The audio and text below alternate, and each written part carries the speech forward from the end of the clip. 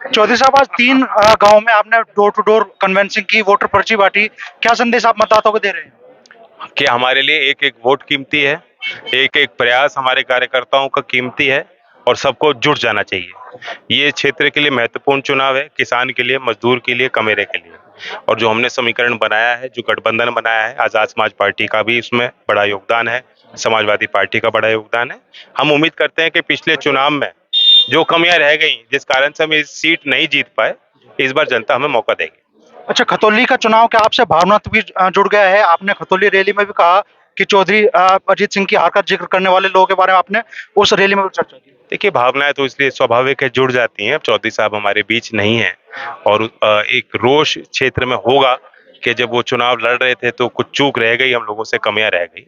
तो अब दोबारा मौका मिल रहा है करेक्ट करने का।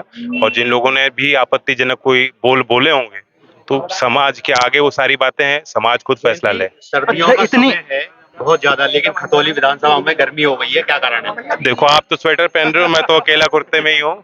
जी। तो लेकिन हमें आनंद आ रहा है, सामने वाले को पसीना आ रहा होगा। ये समय ऐसा है कि सभी लोग आपकी तरफ देख रहे हैं, आपके मेरी गठबंधन तरफ की नहीं, देख रहे हैं। मुजफ्फरनगर की तरफ देश की निगाहें।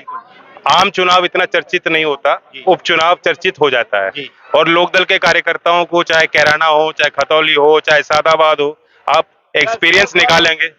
जब बाई इलेक्शन हुआ है, हमारे कार्यकर्ताओं को ज्यादा उसमें मजा आता है। 2024 17,000 वोटों का जो अंतर रहा है खतौली विधानसभा चुनाव में पिछले में, क्या आपको लगता है कि वो पूरा करके मैं इसलिए मानता हूं कि पूरा होगा। मतदाता किसी के हमेशा के लिए नहीं होते हैं। उन्होंने कुछ सोच के पिछली बार बीजेपी में वोट दिया होगा, लेकिन उनकी नाराजगियां बनी हैं, सरकार की विफलताएं आज उनके सामने है। पिछले चुनाव के समीकरण अलग थे, इस चुनाव में आजाद समाज पार्टी हमारे साथ है। तो उस कारण से जो 17,000 का जिक्र आप कर रहे हो, मैं समझता हूं कि उसे भी पूरा करके आगे बढ़त की तरफ है। तो चंद्रशेखर जी के साथ आने से इस चुनाव में आपको कितना बेनिफिट मिल रहा है? बहुत फर्क पड़ता है, हर एक प्रयास का फर्क पड़ता है।